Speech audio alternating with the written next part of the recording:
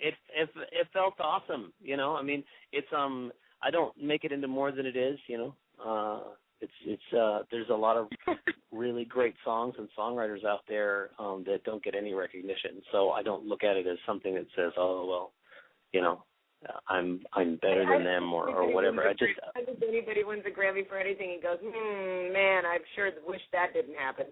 Yeah, I mean, I've always been grateful.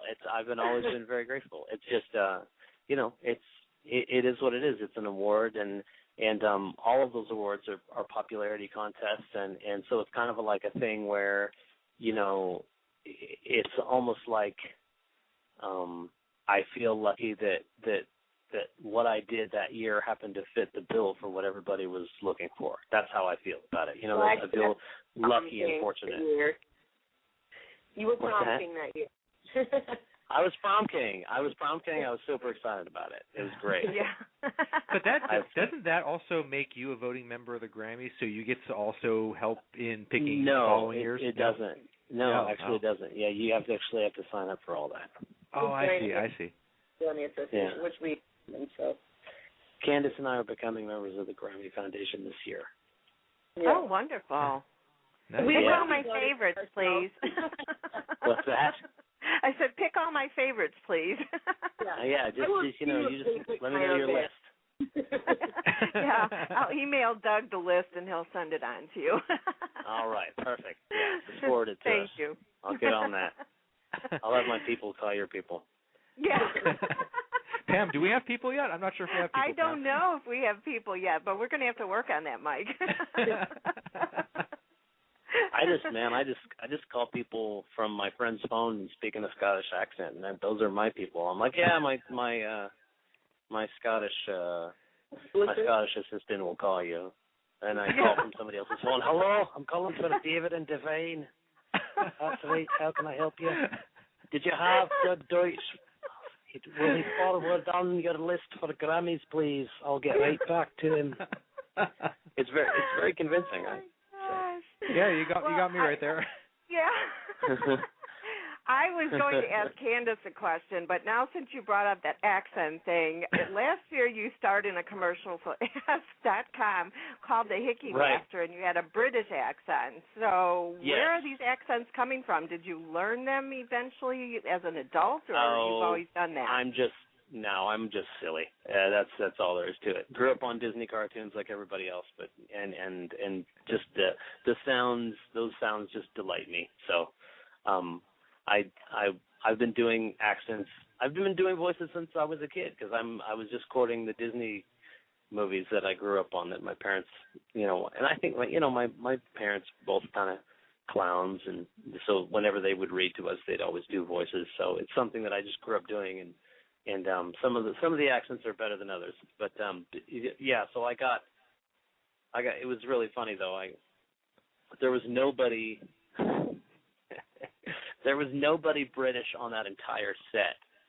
Actually, the girl that did it was Australian.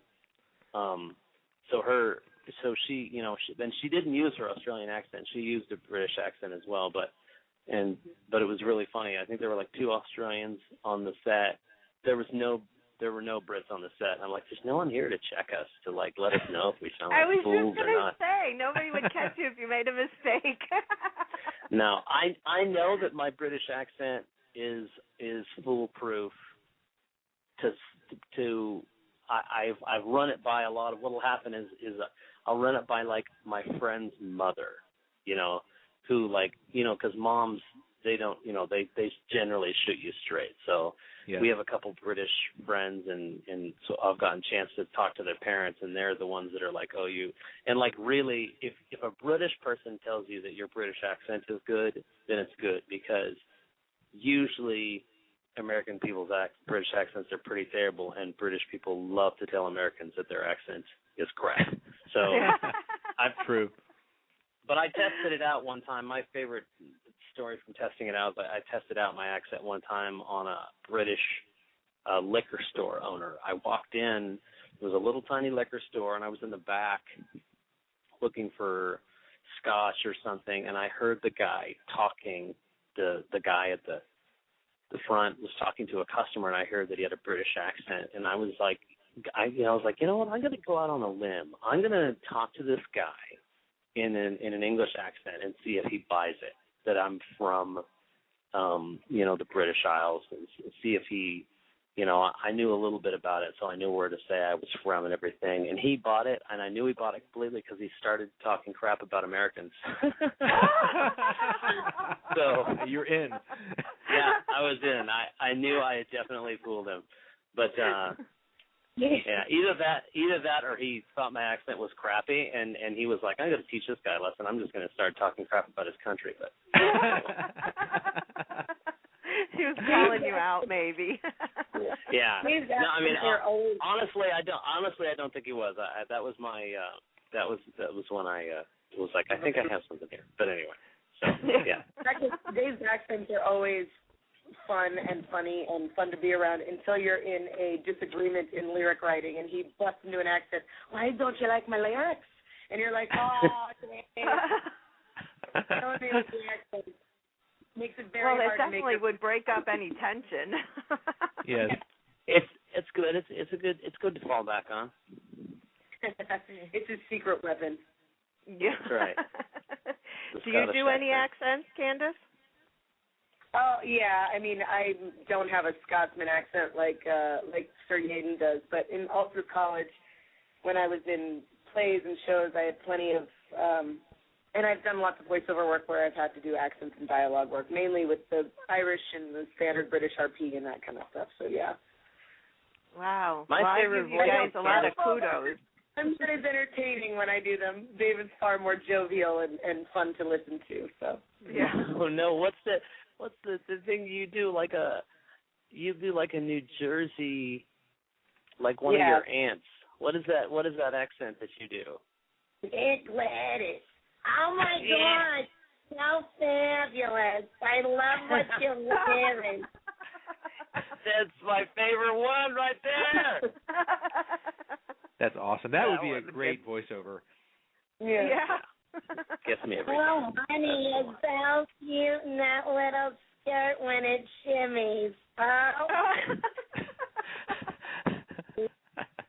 We go back and forth all the time with stuff like this. We're really silly. We just do this in our rehearsals all day long. That's Gladys. Yeah. Gladys lives in Florida. Yeah, exactly. Oh my God. Well, if you ever need to do some kind of dialogue between Aunt Gladys and Shrek, you got it hands down right there. That's right. We got it. We have it handled. 100%. We may or may not have done that on stage already. Oh no. Well, maybe that should be a new project, a new film project for you both. There you go. Well, that's all going to be part of the variety show when we do the David and Devine variety show here in a couple of years. Yes. Yeah, I'll definitely tune into that. That would be great. We have actually talked to a couple networks about it. It's something that we feel like is going to happen. Oh, super. Great. Mm-hmm. You definitely need to let us know. Oh, yeah. For sure. You got it. We'll be letting everybody know. Yes. Yeah. Speaking of shows, and I know you've got a couple later on, what does a David and Devine show look, sound, and feel like? Well, it's got generally, on Candace's end, it's got a lot of feathers and sequins. I shouldn't say, not always, but generally, Candace is pretty shiny. Shields. Himself. We're just fun. It's fun. A whole lot of awesome wrapped in a bubble of fun. It's just whereas we definitely try to put on a show. I often say this about Dave, and Dave is a great detail guy. Like, he's really good at making sure that everything is on point, and I'm a very big picture person. So between the two of us, I approach our shows with, if I were in the audience, this is how I'd want it to feel, see, look at, I'd want this experience, and Dave's really good at helping execute those experiences. So, we definitely come prepared to put on the show that we would want to see, which is dancing, fun, joking, big music, big songs, just loud. Our audiences interact with us. We're definitely a good time. It's just a party, really. You just feel like, in my opinion, you feel like you're just invited to the best party you've been to all week. And, you get to be involved and a part of it, and we are dancing and partying just as hard as our audience is on stage. Well, I did notice watching one of your YouTubes that you had a very shiny microphone as well. It was really sparkly, and I thought it was pretty. Thank you. Yes, I am a master of bedazzling things. So we are sponsored by Sennheiser, and they gave us our microphones, and I was like, that is just a little too flat and dull for my liking. Yeah. So I got their room and rhinestones, the whole thing. But yeah. Well, it's right up my alley. I love sparkly things, so that works. Thank you. I have lots of fun. I find it even more amusing and entertaining when Dave sings on my microphone. It's fun to see this big, funny man singing with a rhinestone microphone. It's pretty amazing. David, did she ever try to bedazzle like your bow tie or anything? Oh, I'm open to bedazzling. The last thing that Candace bedazzled was my jacket, and we have a video for our song called Saturday Night, and Candace is the one that made the jacket all shiny. If you watch that video, great job! That was a great video too. Yeah. Now, speaking of Saturday Night, I'd love to play that for our listeners. Awesome. Okay, so hold on a second, and we're going to play Saturday Night right now.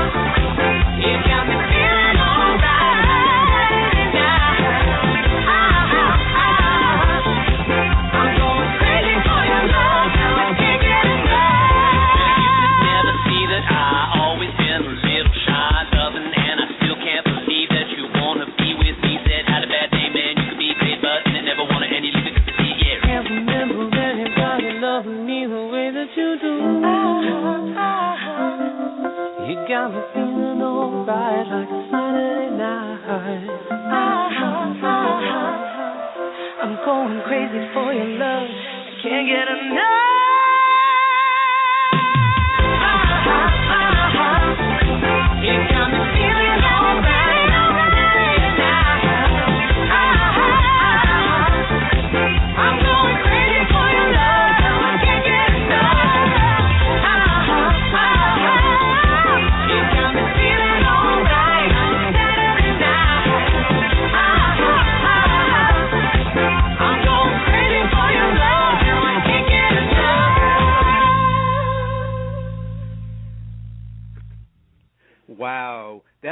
absolutely awesome song. David and Devine, that one just brings me back